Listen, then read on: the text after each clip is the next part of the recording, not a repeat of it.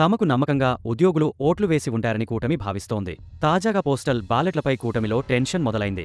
Gazetted అధికారి సంతకం ఉంటేనే పోస్టల్ బ్యాలెట్ను కౌంటింగ్ అధికారులు పరిగణలోకి తీసుకుంటారు. సంతకం లేకపోతే చెల్లని ఓటు కింద పక్కన పడేస్తారు. పోస్టల్ బ్యాలెట్పై అవగాహన లేకపోవడంతో గెజిటెడ్ అధికారి సంతకం లేకుండానే చాలా మంది ఓట్లు వేసి ఉంటారనే చర్చకు తెరలేచింది.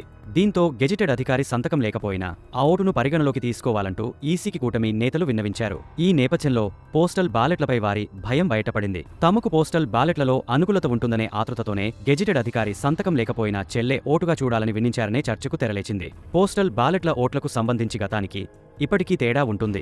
అందుకే ఈ దఫా ఎక్కువగా చెల్లుబాటు అయ్యే అవకాశాలు లేవనే ఆందోళన కూటమిలో నెలకొంది. 2019లో 2,95,000 మంది పోస్టల్ బ్యాలెట్ ద్వారా ఓటు హక్కు వినియోగించుకున్నారు. వీటిలో 56,545 ఓట్లు చెల్లలేదు.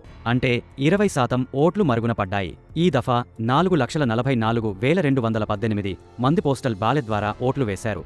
గతంలో చాలా మంది ఉద్యోగులు రాజకీయ నాయకులకు పోస్టల్ బ్యాలెట్ను అమ్ముకునేవారు. దీంతో రాజకీయ నాయకుల చేతికే పోస్టల్ బ్యాలెట్ ఇచ్చేవారు. నాయకులే ఆ ఓట్లను చెల్లుబాటు అయ్యేలా అన్ని జాగ్రత్తలు తీసుకునేవారు. కానీ ఈ దఫా ఉద్యోగులే నేరుగా నిర్దేశించిన పోలింగ్ కేంద్రానికి వెళ్లి ఓట్లు వేయాల్సి వచ్చింది.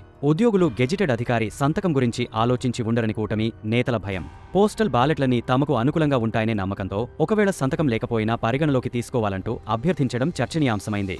ఈ దఫా ఉద్యోగులు తమ ఓటు తామే వేసుకోవడం వల్ల చాలా వరకు చెల్లకుండా పోయే అవకాశాలే ఎక్కువని అంటున్నారు. అదే జరిగితే ఉద్యోగులు నవ్వులపాలు కావడం ఖాయం. ఎందుకంటే ఓటు వేసుకోవడం కూడా చేతకానివారు ప్రజలకు ఏం సేవలందిస్తారనే విమర్శలు ఎదుర్కోవాల్సి వస్తుంది.